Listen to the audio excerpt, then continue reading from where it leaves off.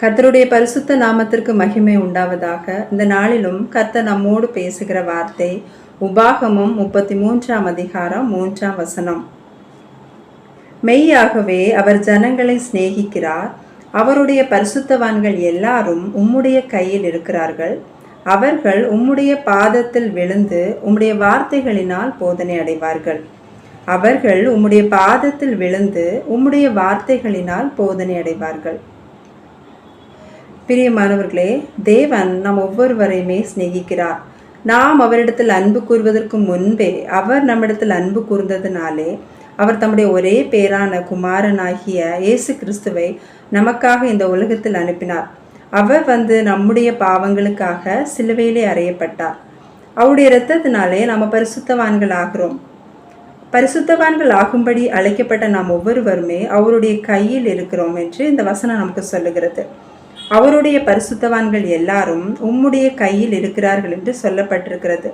இது இயேசு கிறிஸ்துவை குறித்து சொல்லுகிறது. யோவான் எழுதின சுவிசேஷம் 10ஆம் அதிகாரம் 28, 29 ஆகிய வசனங்களில் இயேசு கிறிஸ்து சொல்லுகிறார், என்னுடைய ஆடுகளுக்கு நான் நித்திய ஜீவனை கொடுக்கிறேன். அவைகள் ஒருபோதும் கெட்டு போவதில்லை.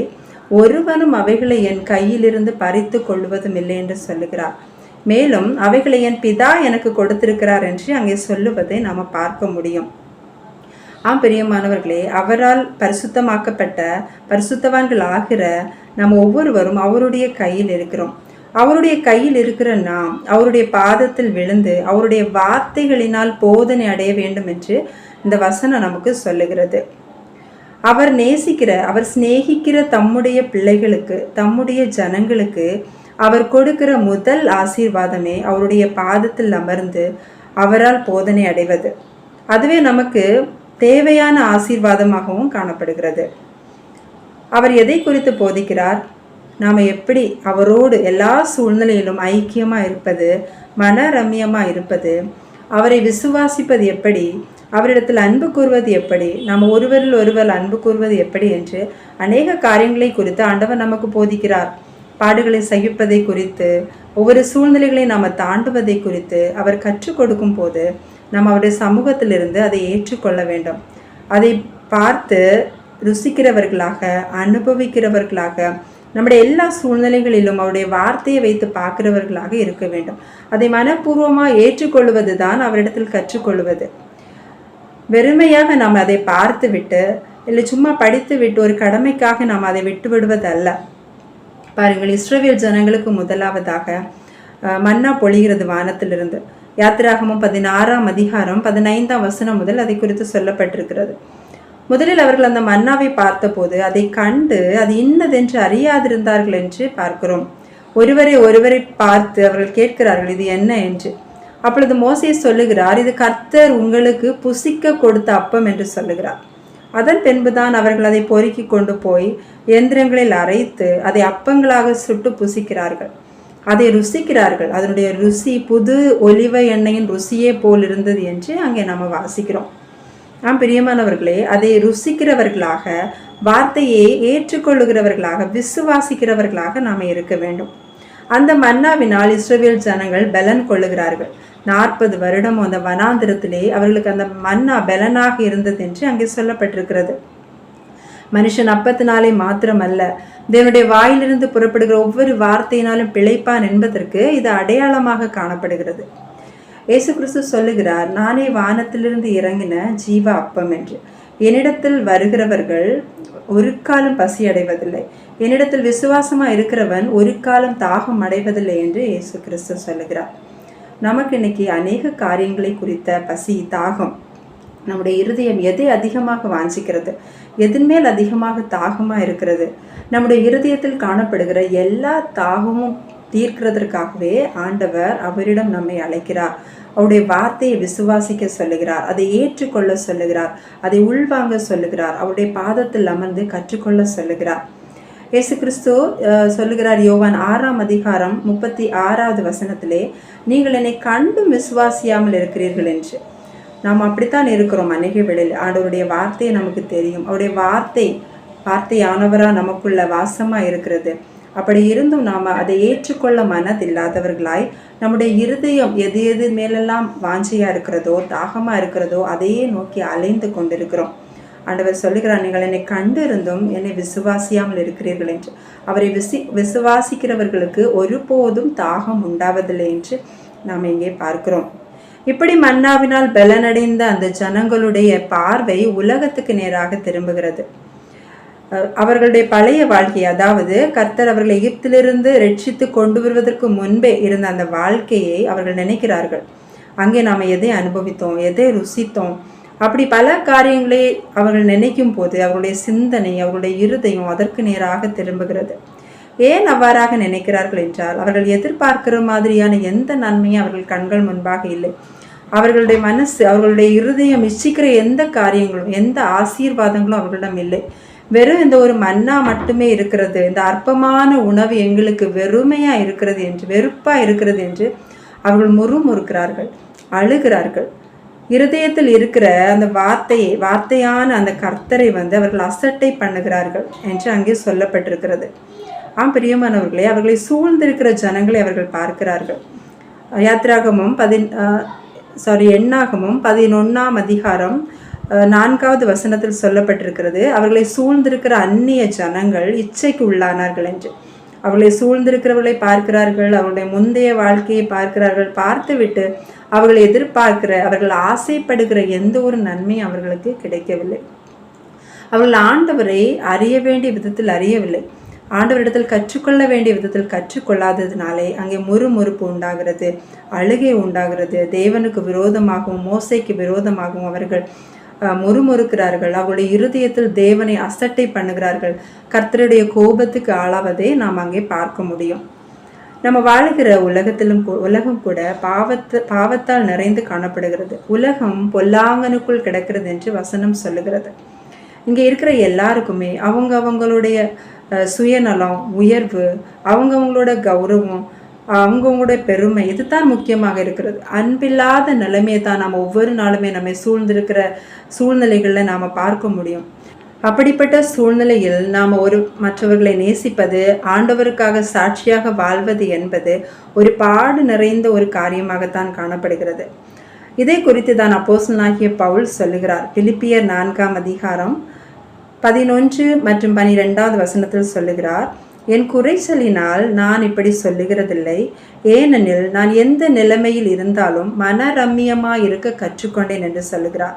அவருக்கு குறைவு இருக்கிறது, ஆனாலும் எந்த நிலைமையிலும் நான் மன நிறைவோடு இருக்க நான் கற்றுக்கொண்டேன் என்று சொல்கிறார். மேலும் தாழ்ந்திருக்கவும் எனக்கு தெரியும், வாழ்ந்திருக்கவும் எனக்கு தெரியும், எவ்விடத்திலும் எல்லாவற்றிலும் திருப்தியா இருக்கவும் பட்டினியா இருக்கவும் பரிபூரணமடையவும் குறைவுபடவும் போதிக்கப்பட்டேன் என்று சொல்லுகிறார். பிரியமானவர்களே, பவுல் சொல்லுகிறார், எல்லா சூழ்நிலையிலும் நான் மன நிறைவோடு ஆண்டவரிடத்தில் இருக்க நான் போதிக்கப்பட்டேன் என்று சொல்லுகிறார். இப்படி நாம் போதிக்கப்பட்டிருக்கிறோமா? நாம் இன்னும் அநேக வேளையில் ஆண்டவரிடம் இருந்து ஆசீர்வாதத்தை எப்படி பெறுவது என்று போதிக்கப்பட்டவர்களாக காணப்படுகிறோம். அப்படி நாம் வெறும் இம்மைக்குரிய காரியங்களுக்காக கர்த்தரை சார்ந்திருக்கிறவர்களானால் நாம் மிகவும் பரிதபிக்கப்படத்தக்கவர்களாவோம் என்று வேதம் நமக்கு சொல்லுகிறது. வெறும் ஆசீர்வதிக்கப்படவே போதிக்கப்பட்ட நாம் எல்லா சூழ்நிலையிலும் ஆண்டவரோட ஐக்கியமாக இருப்பதற்கும் நாம் போதிக்கப்பட வேண்டியது அவசியம். ஏதாவது ஒரு பிரச்சனையில் சிக்கி வாழ்வதற்கு வழியே இல்லை என்று நாம் இருக்கும்போது அவருடைய போதனை நம்மை நிலைநிறுத்துகிறது. தாவீது சொல்லுகிறார், ஜீவ மார்க்கத்தை எனக்கு தெரியப்படுத்துவீர் என்று. ஜீவ மார்க்கம் என்பது வாழ்வதற்கான வழி, செல்ல வேண்டிய பாதையை அவருடைய வார்த்தையை நமக்கு கொடுக்கிறது. ஏன் நம்மால் நிலைத்திருக்க முடியலை அப்படிப்பட்ட சூழ்நிலைகளிலும் என்றால், நம்முடைய சிந்தனையை நாம் அந்த சூழ்நிலைகளுக்கு நேராக திருப்புகிறோம். ஆண்டவருடைய வார்த்தையை நினையாமல் அதை ஒரு பொருட்டாக எண்ணாமல் இருக்கிறோம். நம்முடைய சிந்தனையை காத்துக்கொள்வது எப்படி என்பதை குறித்து இங்கே பிலிப்பியர் 4:6-7 ஆகிய வசனங்களில் சொல்லப்பட்டிருக்கிறது. நீங்கள் ஒன்றுக்கும் கவலைப்படாமல் எல்லாவற்றையும் குறித்து உங்கள் விண்ணப்பங்களை ஸ்தோத்திரத்தோடே கூடிய ஜெபத்தினாலும் வேண்டுதலினாலும் தேவனுக்கு தெரியப்படுத்துங்கள். அப்பொழுது எல்லா புத்திக்கும் மேலான தேவ சமாதானம் உங்கள் இருதயங்களையும் உங்கள் சிந்தைகளையும் கிறிஸ்து இயேசுவுக்கு உள்ளாக காத்து கொள்ளும் என்று இங்கே சொல்லப்பட்டிருக்கிறது.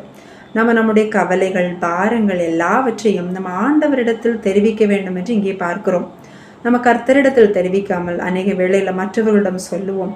இல்லை வேற ஒரு சொல்யூஷன், மன நிம்மதிக்காக சமாதானத்துக்காக தேடுவோம். ஆண்டவர்கிட்ட நம்முடைய கவலைகளை சொன்னால் நம்ம முறுமுறுக்க வேண்டி வராது. வேறு ஆட்கள்கிட்ட சொல்லும்போது, மற்றவர்களை கம்பேர் பண்ணும்போது, நமக்கு அப்படி இல்லையே, அது இல்லையே, நம்முடைய சூழ்நிலை எப்படி இருக்கிறது என்று நினைக்கும் போது முறுமுறுப்பு உண்டாகிறது. கர்த்தருடைய வார்த்தையை நாம் அசட்டை பண்ணுகிறவர்களாக இருக்கிறோம். அவரை விசுவாசிக்காதவர்களாக நாம் இருக்கிறோம். ஆண்டவரிடத்தில் நாம் தெரிவிக்கும் போது நம்முடைய இருதயத்தையும் நம்முடைய சிந்தனைகளையும் எல்லா புத்திக்கும் மேலான ஒரு தேவ சமாதானம் ஆட்கொள்ளுகிறது.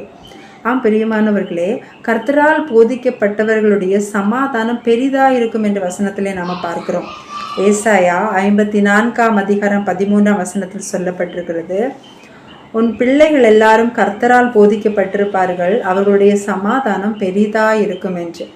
அப்படிப்பட்ட ஒரு சமாதானம் நம்முடைய இருதயத்தை ஆட்கொள்ளும் போது எந்த சூழ்நிலைகளாக இருந்தாலும் அந்த சூழ்நிலைகள்னால நாம் ஒடுங்கி போக மாட்டோம். ஆண்டவரிடத்துல நாம் மனரம்யமாக இருக்க முடியும். ஆண்டவரிடத்துல நாம் ஐக்கியமாக இருக்க முடியும். அவரை விட்டு தூரம் போக மாட்டோம். ஏன் இஸ்ரவேல் ஜனங்கள் நடந்த அதே பாதையில் தான் மோசே நடக்கிறார், யோசுவா நடக்கிறார், காலேப் நடக்கிறார். இவர்கள் எல்லாரும் எல்லா சூழ்நிலைகளிலும் ஆண்டவருடைய சமூகத்தை நாடுகிறார்கள், அவருடைய வார்த்தையை நாடுகிறார்கள். ஆண்டவர் என்ன சொல்லுகிறார் என்று அந்த சத்தத்துக்காக வாஞ்சிக்கிறார்கள், அதை விசுவாசிக்கிறார்கள், அதை ஏற்றுக்கொள்ளுகிறார்கள். அவர்கள் தேவனால் நேசிக்கப்படுகிறார்கள். அவர்களால் வெற்றியாக அவர்களுடைய இலக்கை அடைய முடிந்தது. ஆகவே எல்லா காரியங்களையும் குறித்து நம்ம ஆண்டவரிடத்தில் தெரியப்படுத்த வேண்டும். இன்னைக்கு அதற்கு தான் அநேக வேளையிலே நமக்கு நேரம் இல்லாமல் இருக்கிறது. ஏதோ கடமைக்காக ஜெபிக்கிறோம், ஜெபிக்கணுமே என்று ஜெபிக்கிறோம். அப்படி எல்லா அனைத்தையுமே ஆண்டவரிடத்தில் நாம தெரியப்படுத்த வேண்டும். நம்முடைய ஹெல்த் காரியங்கள்ல இருந்து எந்த ஒரு காரியம்னாலும் நம்ம மொபைலை பார்த்து அதிகமாக கற்றுக்கொள்ளுகிறோம். மற்றவர்களோட உட்கார்ந்து அதிகமாக பேசுகிறதுனால அதிக நேரத்தை வீணடிக்கிறோம். இன்னும் நான் ஆண்டவருக்கு அடுத்த காரியங்கள்ல தானே நம்ம அதிக நேரமா மொபைலை யூஸ் பண்றோம்னு நினைக்கலாம். ஆனால் அது கூட ஒரு லிமிட் தான் பிரியமானவர்களே. கர்த்தர் அதை விரும்பவில்லை. ஆண்டவர் சொல்லுகிறாள், அவரால் பெற்ற அபிஷேகம் உனக்குள்ளே நிலைத்திருக்கிறது, அது சகலத்தையும் குறித்து உனக்கு போதிக்கிறது, வேறு ஒன்றும் உனக்கு போதிக்க வேண்டுவதில்லை என்று வசனம் நமக்கு சொல்லுகிறது. ஆகவே நம்ம ஆண்டவரிடத்தில் அமர்ந்து அவரால் போதிக்கப்பட்டவர்களாக மாற நாம் அழைக்கப்படுகிறோம். இந்த ஒரு முடிவுக்கு நாம வரும்போது எல்லா நிலைமையிலுமே தேவ சமாதானம் நமக்கு ஒரு மன நிறைவை தருகிறது. ஆகவே நாம் அப்படிப்பட்ட ஒரு காரியத்தையே நம்ம வாஞ்சிப்போம். அந்த நல்ல பங்கை, நம்மை விட்டு எடுபடாத அந்த நல்ல பங்காகிய அவருடைய பாதத்தில் அமர்ந்து அவருடைய வார்த்தையை கற்றுக்கொண்டு அதை ஏற்றுக்கொள்ளுகிற அந்த பங்கை நம்ம தெரிந்து கொள்வோம். இந்த வார்த்தைகள் மூலமாக கர்த்தர் நம்ம ஒவ்வொருவரையும் ஆசீர்வதிப்பாராக. ஆமென். ஜெபிக்கலாம். கிருபை நிறைந்த எங்கள் நல்ல தகப்பனே, அப்பா, இந்த நேரத்திற்காக உண்மை நன்றியோட துதிக்கிறோம் ஆண்டவரே. அப்பா, நீர் எங்களுக்கு கொடுத்த இந்த வார்த்தைக்காக உமக்கு கோடி நன்றி ஆண்டவரே. அப்பா, எங்களை குறைவில்லாமல் காப்பவர் நீங்க, எங்களுடைய நிறைவு நீங்கப்பா. உண்மை உயர்த்துகிறோம் தகப்பனே. எல்லா சூழ்நிலை மேலும் அந்த எங்களை விட்டு எடுபடாத அந்த நல்ல பங்காகி உங்களுடைய பாதத்தை நாங்கள் தெரிந்து கொள்ள எங்களுக்கு நீங்க உணர்வை தாங்கப்பா. ஒன்றும் உங்களை சேதப்படுத்தாது, ஒன்றும் உங்களை மேற்கொள்ள மாட்டாது என்று எங்களோடு வாக்கு பண்ணினவரே, அந்த ஒரு நிலைமையிலே அதை நாங்கள் நினைவில் கொண்டவர்களாக உம்முடைய பாதத்தை நோக்கி வாஞ்சிக்கிறவர்களாக எங்களை மாற்றுங்க. உம்முடைய சமூகத்தில் அமர்ந்து பலன் கொண்டு ஒவ்வொரு நாளும் இன்னும் உமக்காக வைராகியமாய் வாழுகிறவர்களாக எங்களை ஒவ்வொருவருக்கும் கிருபை தந்து வழி நடத்துங்க. உம்முடைய நாமம் மட்டும் மகிமைப்படட்டும். இப்ப இயேசுவின் நாமத்திலே ஜெபிக்கிறோம் பிதாவே. ஆமேன்.